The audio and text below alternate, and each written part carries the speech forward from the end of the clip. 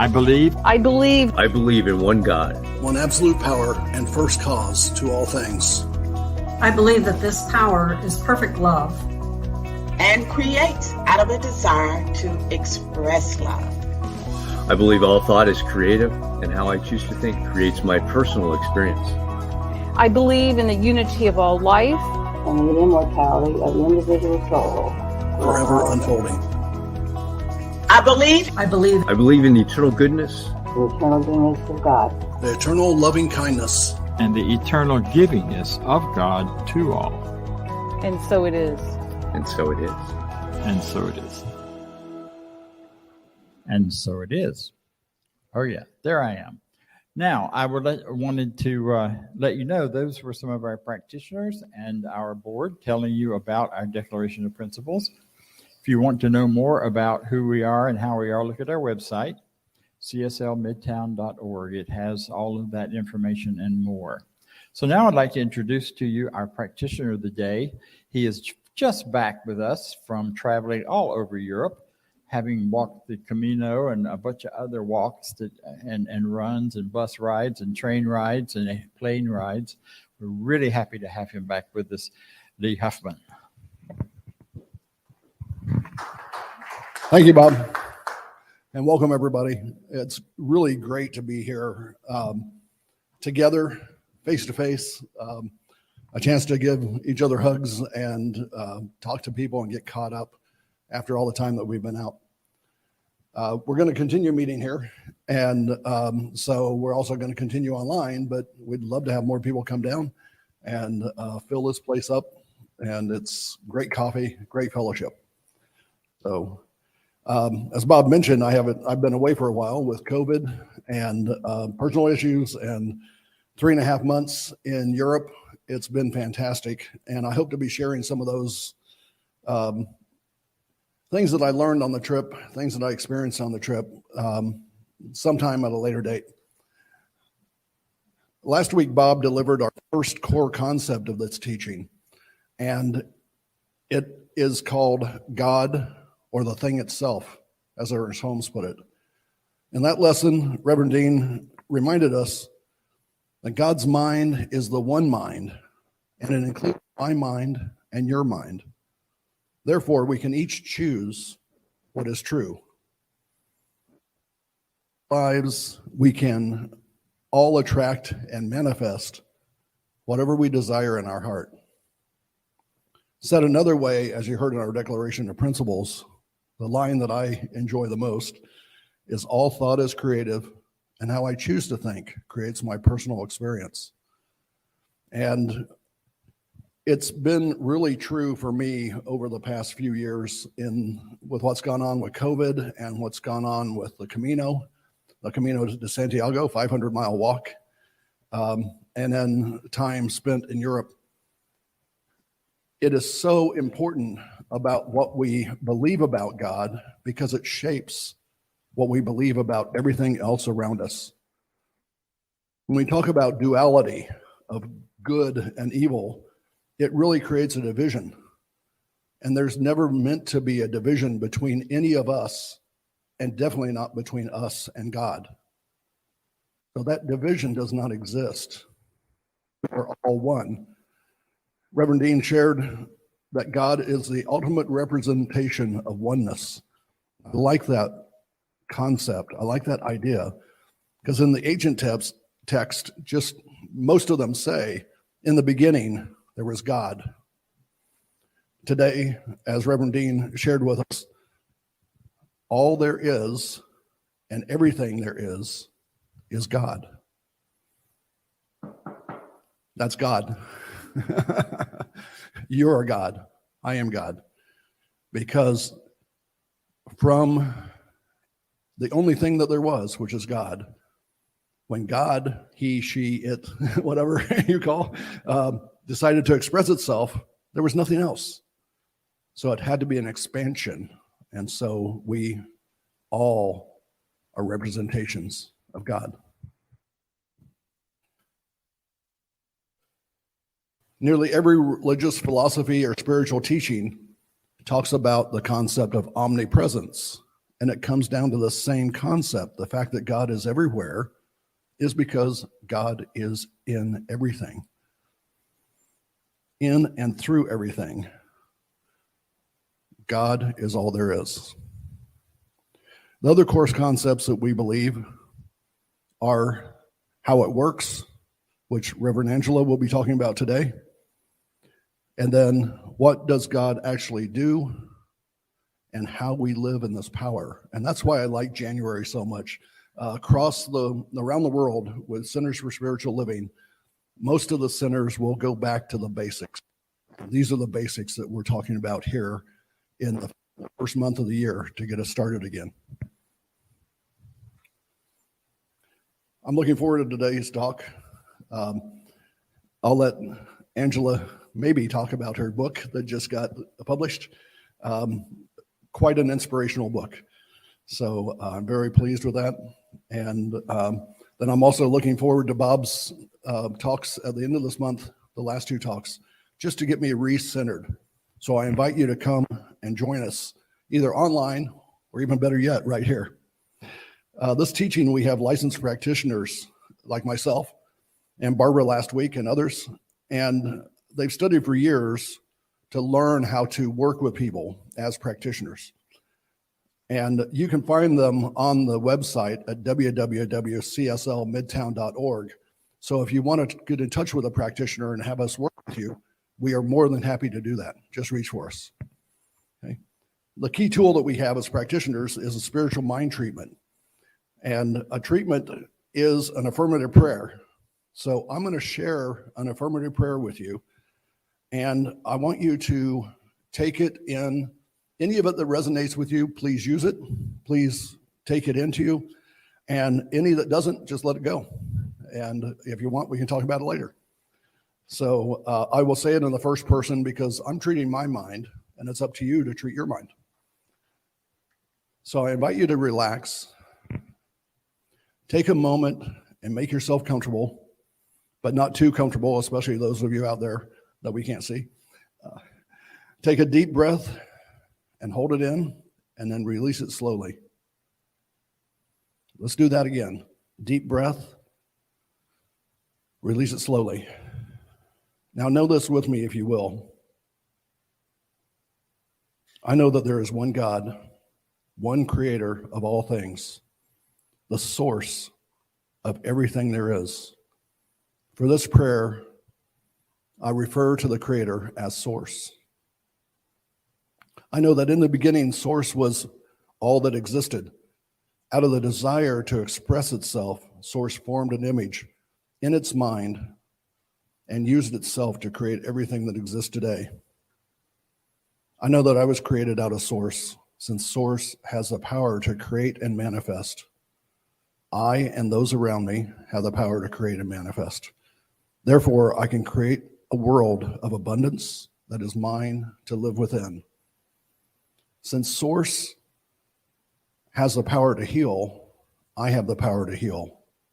Therefore, on my own or with the support and actions of doctors and nurses and others, we all have the power to heal.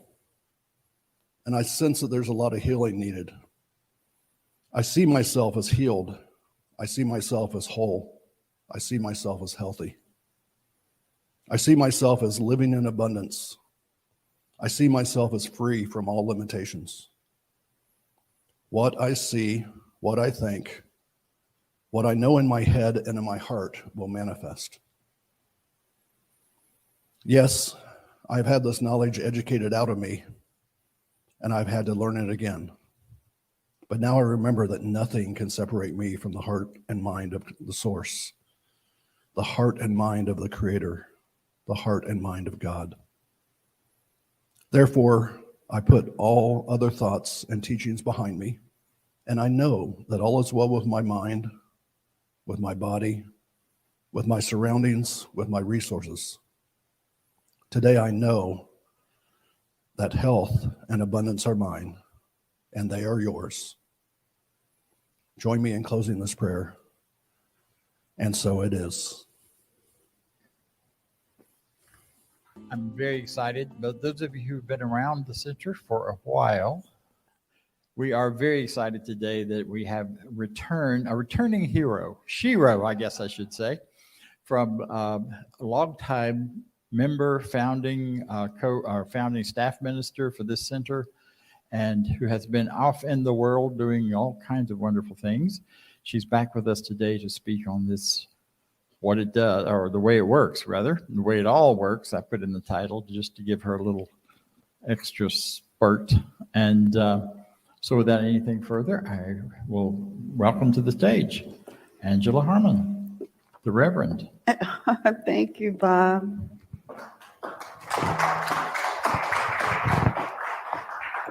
Thank you. Feels like home. Good. I actually lived in Garden Hills for 12 years, right up the street, 76 East Wesley. I could actually walk here if I was still living this way, but I don't live over here anymore. But my heart has returned, evidently. So how it works, the way it works, is a subject that I'm piggybacking off of from last week, the thing itself. And I remember finding this teaching too by ways of the radio, the jazz station. But I also want to start out the way it works with this, is that it will work immediately, eventually, or eternally. And the how part is not our part. The how part is the God part. If we're saying that everything is it, this is it, I'm it, you're it, the world is it, the food we eat is it, the birds that fly are it, the car we drive is it.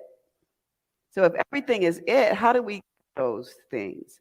We either got them right away, like a cup of coffee in the back, or we got it eventually, because with COVID, we were all sequestered, and eventually we all came back together.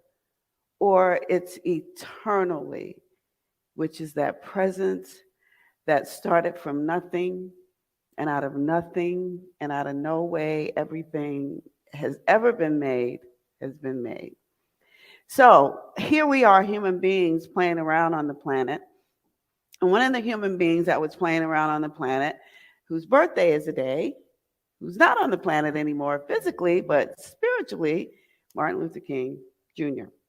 And I also have a cousin, a niece really, I call her, but she's cousin by way of the family tree, who's out having this adventure. And I called her and wished her a happy birthday today. And I said, did I get it right? Are you actually born on Martin Luther King's birthday? She's like, I am. I'm like, imagine that, having somebody who was born. He was a minister as well. He was one of the most activist people, our civil rights activist movement during my youth. Died of an assassination April 4th.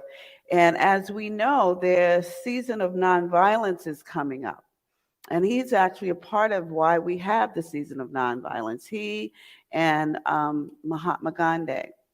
So as we look at how it works, each of us have our teachers that we stand on the shoulders of, it seems.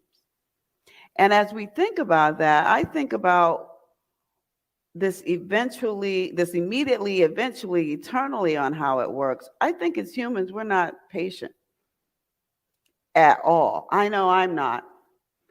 So as we think about this, I think about the song, That's the Way of the World. I didn't prompt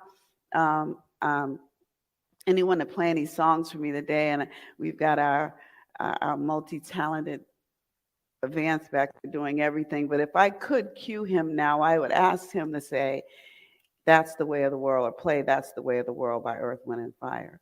And if you remember that song has lyrics in it that says, when we're born as children, we have this heart of gold. And then we talk about the streets are paved with gold. So, we always have these analogies that kind of match.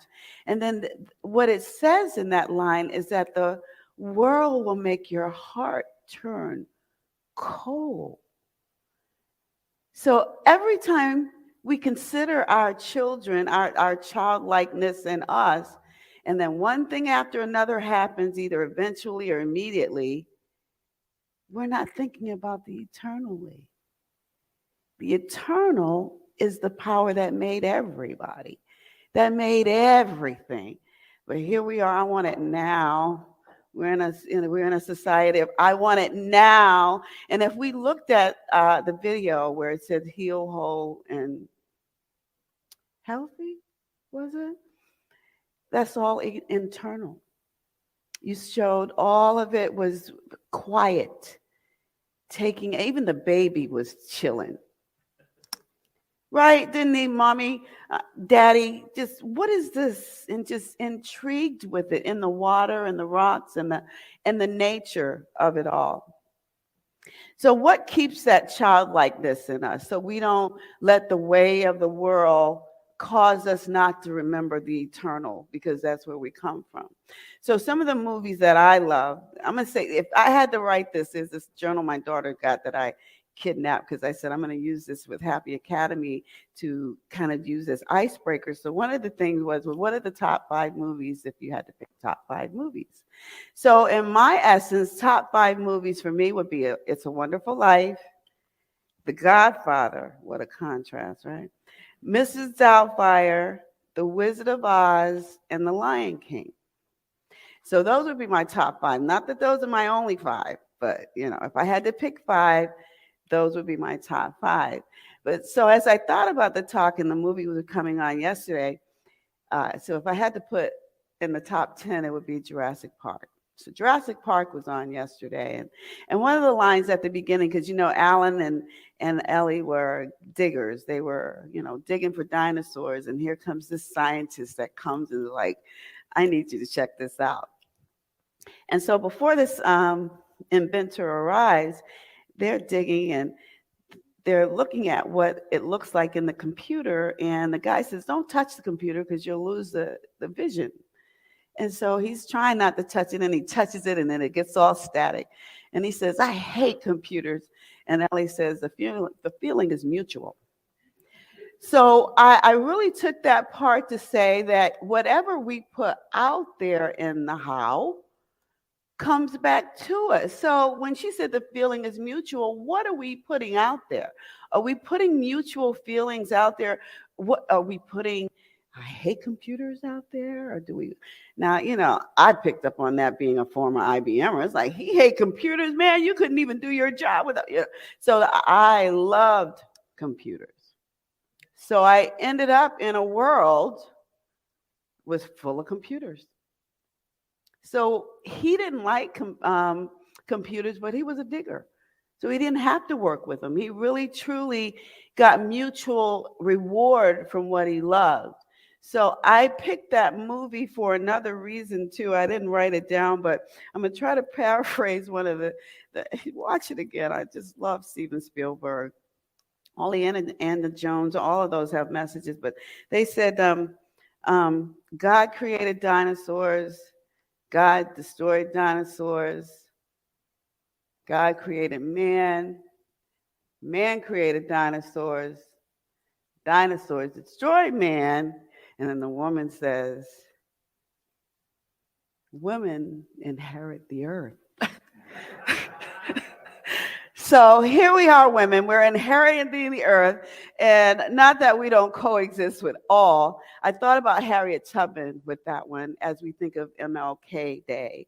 And as we think of MLK and being the person in the package that God gave me, Harriet Tubman stands out. And she stands out for me because she couldn't read or write.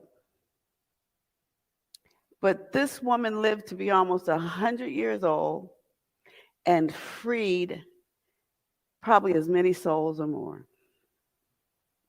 And as I think about the fact that it happens immediately, eventually, or eternally, that's when those energies that are not present with us live through us. And we get to decide whether we're going to be eternally grateful and eternally happy and eternally creative and eternally inventive, or we can be immediately angry, immediately harmful, immediately, because that's not going to last. It's not in the eternal, but it can be very immediate. You've got a 6-year-old shooting a teacher in a class. That's immediate. eventually we will know more about why that is and the healing that will need to take place in that. But the immediate, and sometimes it's eventual, good or bad. And I'm just pointing out the good this time because I'm going to reflect on the book. Because I think about the Elvis Presleys and the Aretha Franklins and the Whitney Houstons and the Michael Jacksons and all those people have left us, but they're eternal because of the message that they left. Respect is one of the ones I really love, and one of the things that we do to know that there is something bigger than us is to respect that power, that it's eventually going to work eternally. And sometimes it's immediate. You know, sometimes I get, every now and then you'll think of someone and they call immediately, don't they? It's like, I just thought about you. What? And then this book called Birds of a Feather. And this book came out of this center, if you will, because I became ordained in 2015. This center was started 2012. And I ended up going to another center, maybe 2019. So there was some time spent with CSL Midtown. So I had this thing called Prayer Works that I did on Monday nights because I traveled a lot and I wanted to still stay connected even when I wasn't in the center. And I kept saying I wanted to write a book. I want to write a book. And I thought it was going to be on metaphysics because, you know, it's movies and music and metaphysics that move me, you know. It's just, I got to tell the people about it some way. But I didn't even know where to start. And I've started a lot of places, but it wasn't coming together.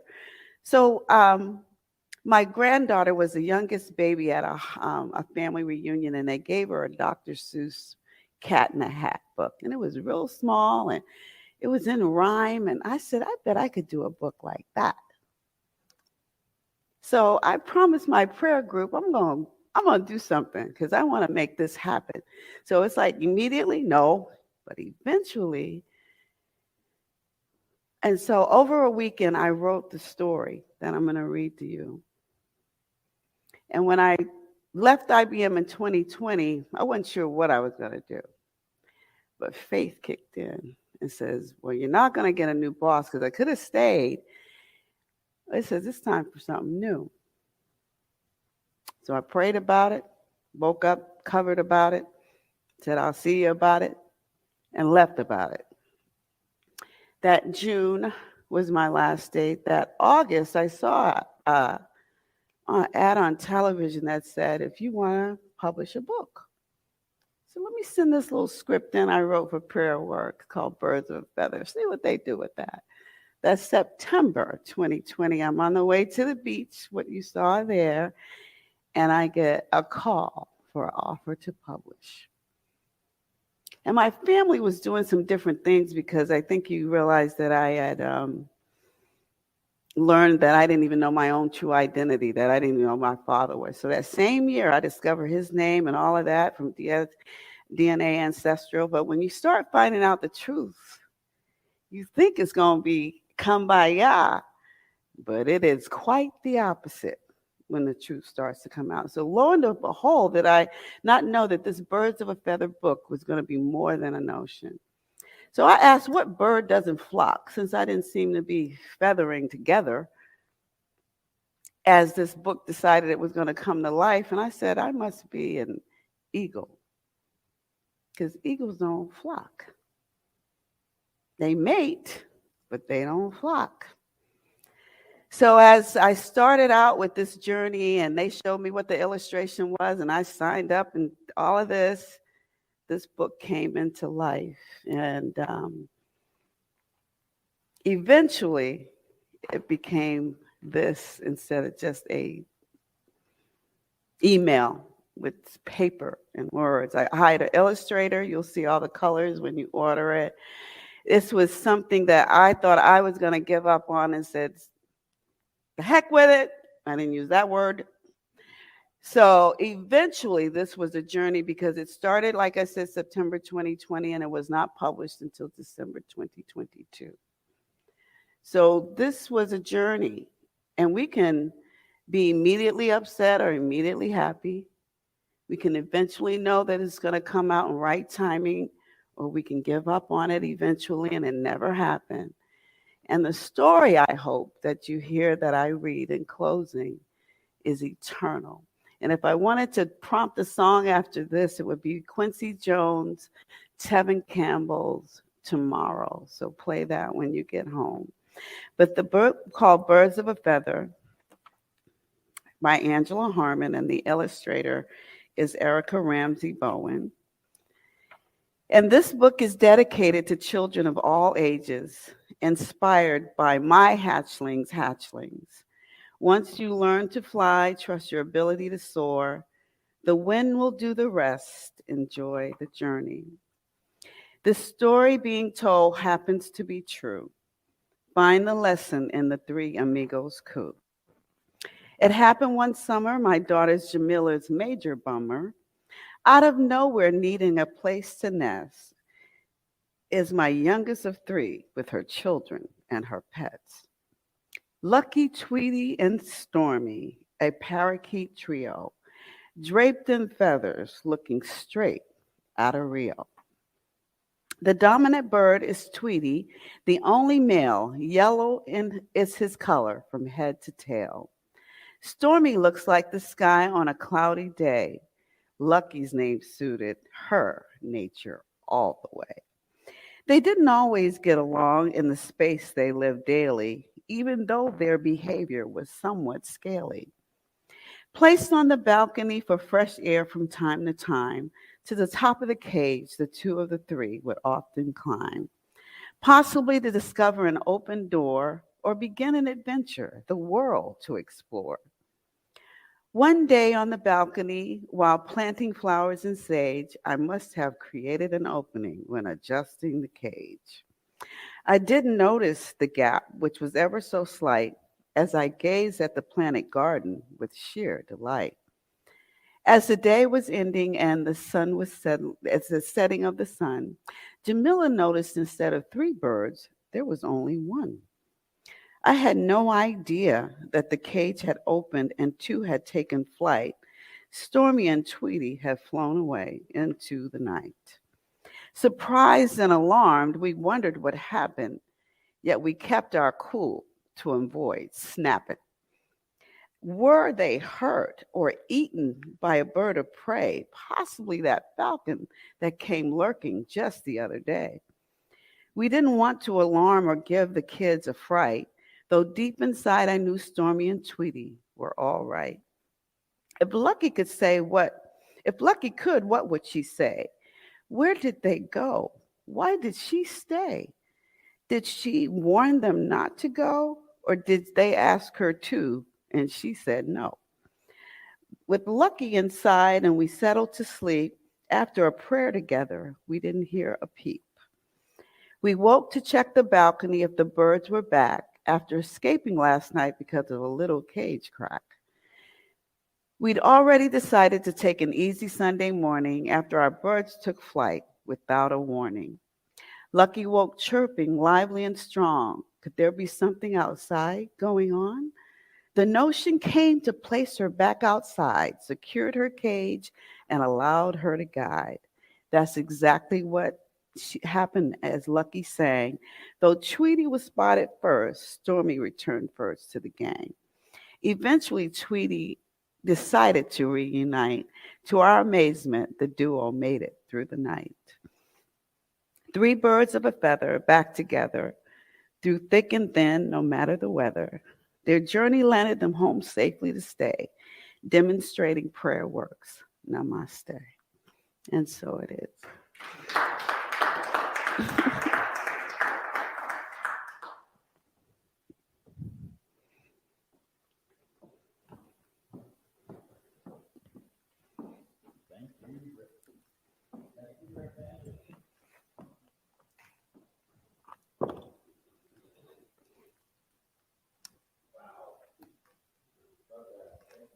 Thank you.